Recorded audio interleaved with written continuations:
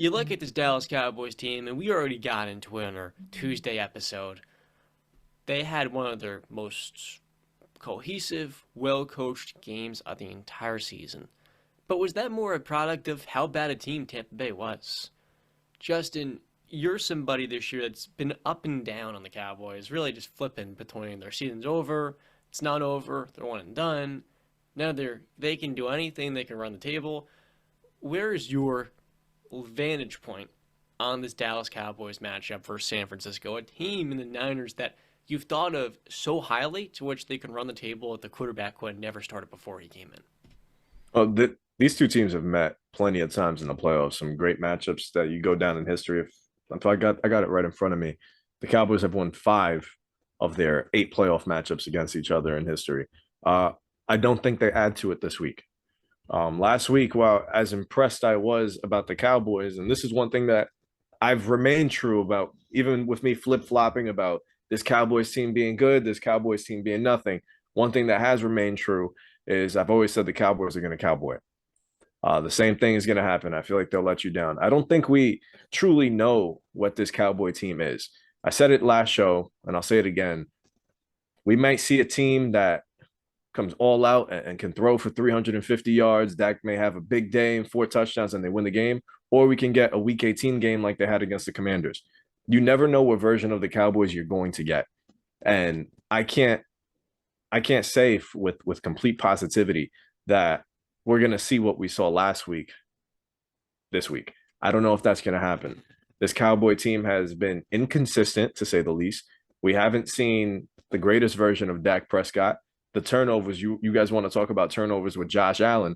We've seen quite a lot of them from Dak Prescott this year in less games. So I can't say with complete confidence I'm going to be like, yeah, the Cowboys are going to win this. No, I can't. 49ers have just been too good, have been too consistent. And for people that are looking at this game saying, oh, Brock Purdy hasn't went up against a defense like this before, uh, wrong. Now, he was a scout quarterback for about 13 weeks going up against these guys. Just now he has Kittle, Debo, Ayuk, CMC all on his side now. So he's been going up against a good defense every single week in his own. I think he's prepared for this matchup. Obviously, I'll expect to see some rookie mistakes, but most importantly, I think this team is so good that they can mask them and it won't truly affect them. I think the Cowboys win this one. I'd say by a score of 31-26. Funky score. 49ers win 31-26. I think that's the Cowboys. There you go. Ah.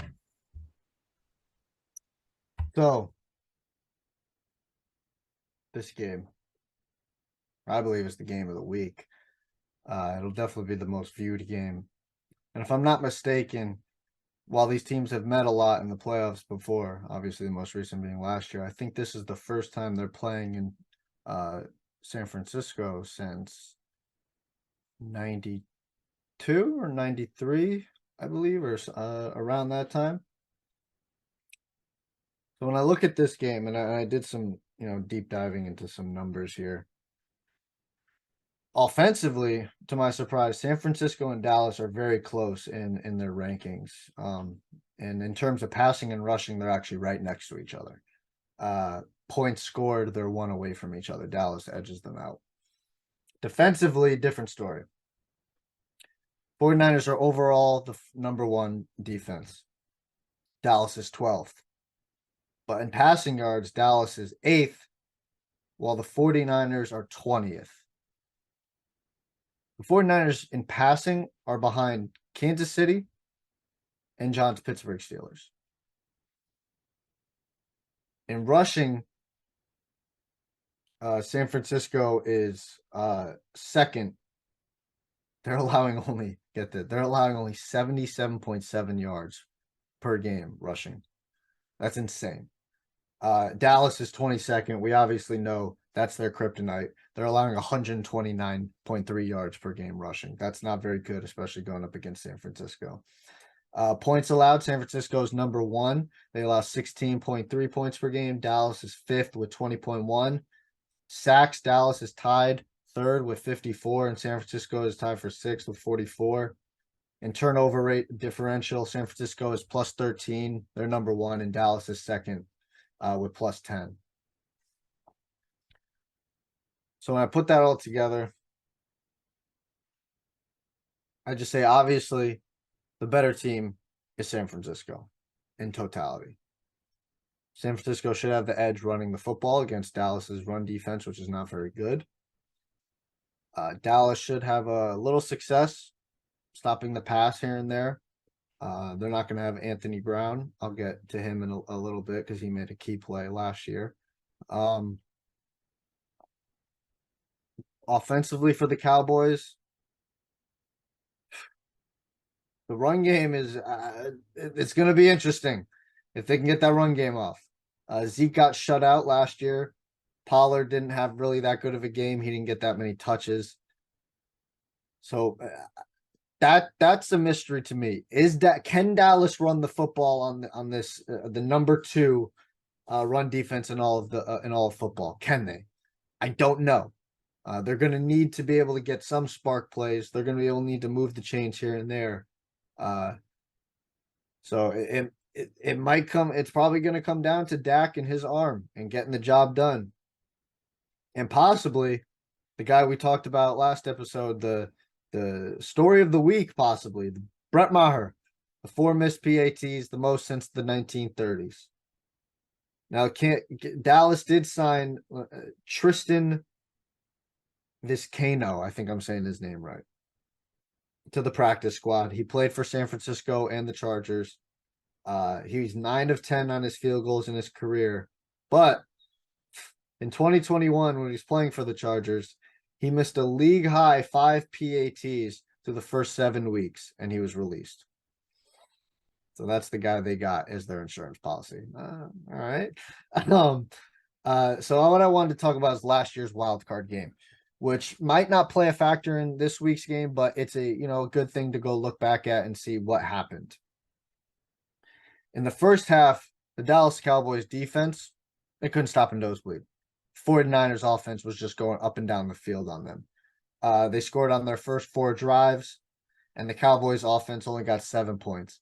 They had a big holding call, if you guys remember, right before half that kind of knocked them out of field goal range. That was Lyle Collins. He's not on the team anymore.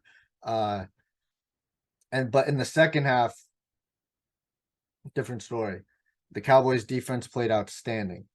They made the 49ers punt the ball 4 times. And like I mentioned, Anthony Brown before, got an interception on Jimmy G's overthrow. I forget to who the receiver was.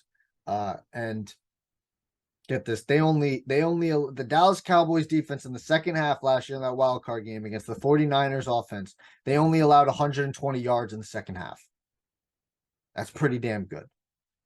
And the one touchdown they gave up was off Dak's pick, and Debo took an outside run and basically went untouched into the end zone for 26 yards. And like I said, the Cowboys offense was really just not effective in the second half. It couldn't get the job done. The defense was doing its job. The offense just couldn't move the ball. Difference is Amari Cooper's not a Dallas Cowboy anymore. CeeDee Lamb only had 1 catch in that game. We're going to need CeeDee Lamb. We're going to need number 1 receiver CeeDee Lamb in this game. The run game was stuffed, like I said, and Dak Prescott was sacked 5 times. Hopefully that doesn't happen. And I wanted to mention before, we're in the point of the season where everybody says we're in the war of attrition right now. Who's the healthiest? Cowboys got a couple of injuries last week. Jason Peters injured his hip. He's questionable. Jerron Kerr sprained his MCL. He was limited in practice. He's questionable. And then DeMarcus Lawrence just popped up on the injury report last night. He's questionable. It doesn't give any reason why. He's just questionable. He's probably going to play, though. They're gonna need all their troops. Cowboys, they're gonna need all their troops. They're already weak in the secondary. You can't losing Jerron Kerr is gonna be big, man. With all that being said, you know who I'm going with? Who am I going with? He's going with Dallas. Of course he's going for Cowboys, baby. And I got his name wrong, and I want to apologize Okay, I said his name wrong.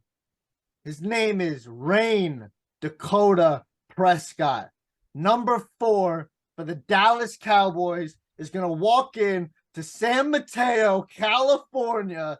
He's going to put a stop. He's going to put an end to Justin's 49ers. The Cowboys are going to walk through the 49ers and go to the NFC Championship game for the first time in 20 plus years. And big boy Mike McCarthy in the locker room after the game is going to be standing on a chair saying, "How about them Cowboys?" Be an amazing dream. How about them? A boy can, Micah, 11 from heaven. It's time for you to show up.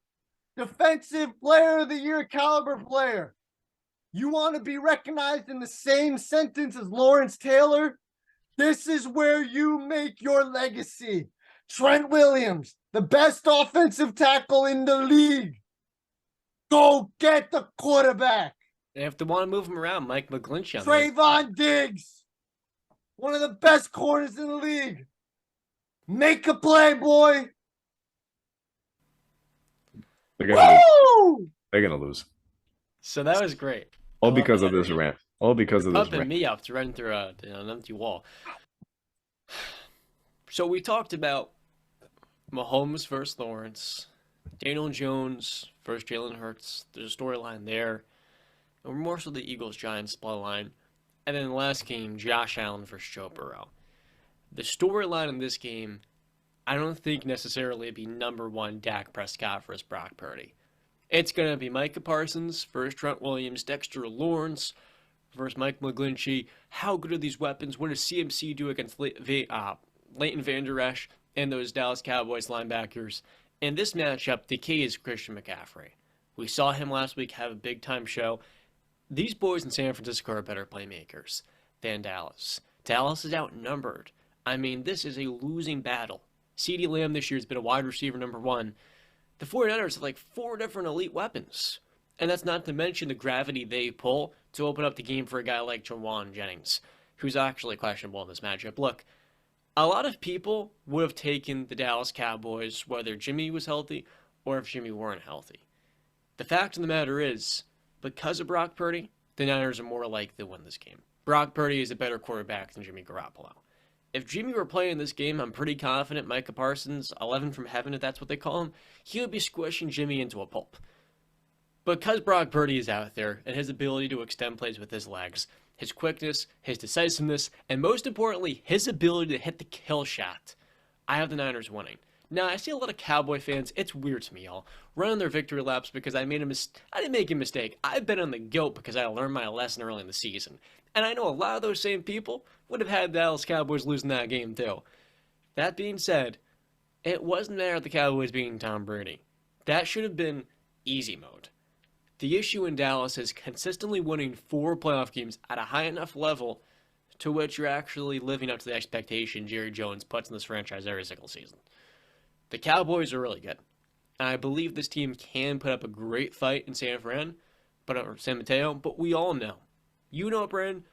I know it. And Justin, you've seen it all season long. This 49ers team has way more dynamicism. They're way better coached. It is not even close. I talked about Dan Quinn. I think Cowboy fans think Kellen Moore is Matt Canada. Let's settle down, y'all. I know Kellen Moore is not, he's not Ben Johnson. He's not Luke Getsy, but he's a solid offensive coordinator that last week had some really good play calls. So he's fine. He's definitely not, by any stretch, a D'Amico Ryans or anything that Kyle Shanahan's going to be cooking up in the kitchen. I feel like this year with Brock Purdy, it's tested Kyle Shanahan to dig deeper into the playbook and really pull things out. And in many ways, that's sharpened the iron here in San Fran. It has made each and every single one of these players better.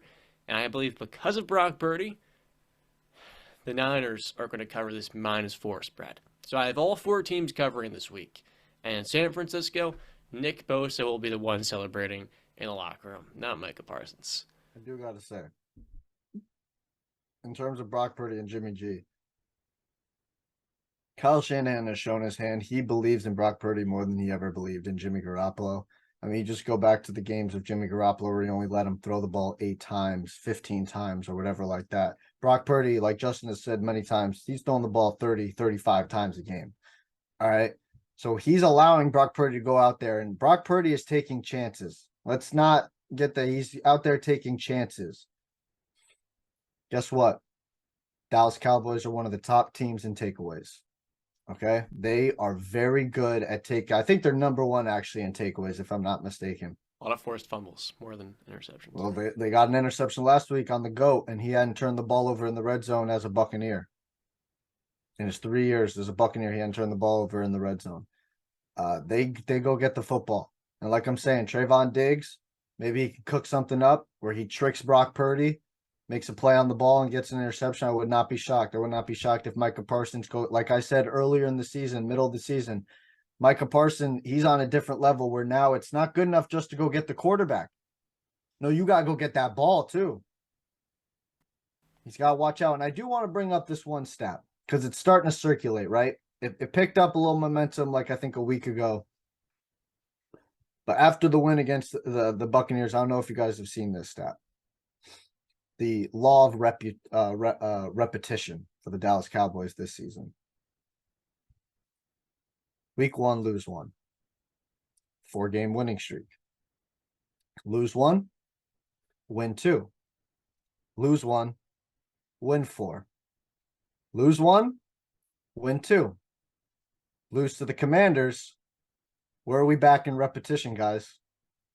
Win 4. They beat the Buccaneers. I'm just saying though. Law of repetition. We're starting back. Win 4. How many wins until you win a Super Bowl? I'm pretty sure it's 4, unless my math is off. You're right. I'm not saying, but I'm just saying. And I'm just saying that they haven't dealt with this before. They haven't dealt with what the 49ers have been dealing to teams the last 11 weeks. Especially last week, man. I laugh because, Brock Purdy got off to a pretty slow start early in that game against the Seahawks.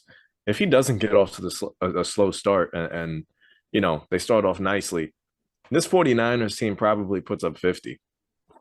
Justin, we have to have a real conversation, you and I. Yeah. So you and I both had the 49ers going to the Super Bowl this season. Correct.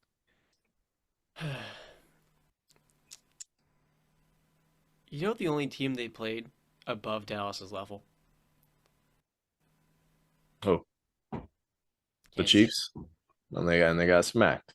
In the fourth quarter of that game, left a sour note in Christian McCaffrey's debut.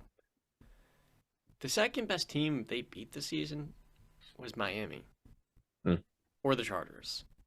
So we have to keep in mind here, while the Niners were smacking teams, as a former basketball player myself, I learned to get better and to really prepare for the end of a season, you have to play people better than you. And the Niners have not really done that all year. The one time they did, they lost. So it's nice to see how well this team has played with Brock and how special he has been. He deserves, I don't care how many weapons he has, the kid is special. He is a special football player. And I do think they're better now than where they were at when they played Kansas City in November. But we have to recognize here, this Dallas team is the best squad they've played in 2 months. And to say they're going to blow the doors, anything near blowing the doors, I think that would be a little bit unfair. And I have to take a step back. This Cowboy team is darn good, man. So what's your guys' score? I don't know if I heard. I had 31-26 San Francisco. Okay, so Justin doesn't have them blowing off the doors. You said they What could. was your score? You said they could, didn't they? I don't think I said that. I expect it to be close. I have the Niners winning 28-24, and they won't cover the 4 points. Or I guess they will. No, it'll be voided, yeah. I feel like Brock Purdy's going to hang up 30 again. I know. Listen, 30-24. 30-24. You have a score, Brandon? I like 30-24, but flip it. How about them Cowboys? I said it in when this trade happened, and after weeks of watching CMC play, I called this probably one of the greatest midseason trades of all time. And since week 7, 228 touches, 1,346 total yards. and 12 touchdowns. And that's from since week 7. Mhm. You're right, John, when you say CMC is probably the X factor in this game. But, your worries of who the 49ers have gone up against, I understand them, but I tell you, don't stress too much about it. Okay. Because this is a team that has been battle tested. This is a team that isn't, not familiar to playoff football or to the bright lights and big moments. They were playing in a Super Bowl not too long ago, playing in an NFC Championship game just last year. No matter what their schedule looked like, they did what I said in the beginning of the season good teams are supposed to do. You're supposed to beat the teams that you're better than. And they did that. And they did it pretty handedly. The game against the Raiders, when, they should have blown out Vegas, with Jarrett Stidham going in there starting the game. I feel like they needed a game like that. I feel like they needed a game that was close, that was down to the wire, that, tested them in the late moments of the game, see what Brock Purdy is about when he needs to make a big throw. And you know what? He made big throws in that game. I wouldn't worry, man. I wouldn't worry at all. And Brandon, you got hyped up. So I'm going to get hyped up. Who's got it better than us? Nobody. San Francisco is going to the Super Bowl this year. They're Yes. going to knock off your Cowboys. And this San Francisco 49er red and gold is going to beat your Dallas Cowboys, and it will be convincing. I guarantee you, your boy Mike McCarthy will be standing, on a podium talking about all the things they did wrong this season. Not the positives, but all the things they did wrong and what made them lose that game. Because you want to talk about Micah Parsons, I'll talk about Nick Bosa, who's going to wreak havoc on the Dallas O-line. I'll tell you one thing, Brock Purdy, he'll have a solid game, but CMC, Deebo Samuel, George Kittle, those guys are going to find the spots. They're going to be open. They're going to make plays. Expect a touchdown from Kittle. Expect a touchdown from Ayuk and another from CMC. The defense is going to make a play. Dak Prescott, 2 turnovers. 49ers win. Nobody You see in the how NFC you has see it how better. this is exactly why, guys, he is not a Patriots fan. He just pulled out a San Francisco 49ers hat and put it on. All right. I never said the Cowboys were my team. All right. That's your lane where you start switching teams. Oh my God.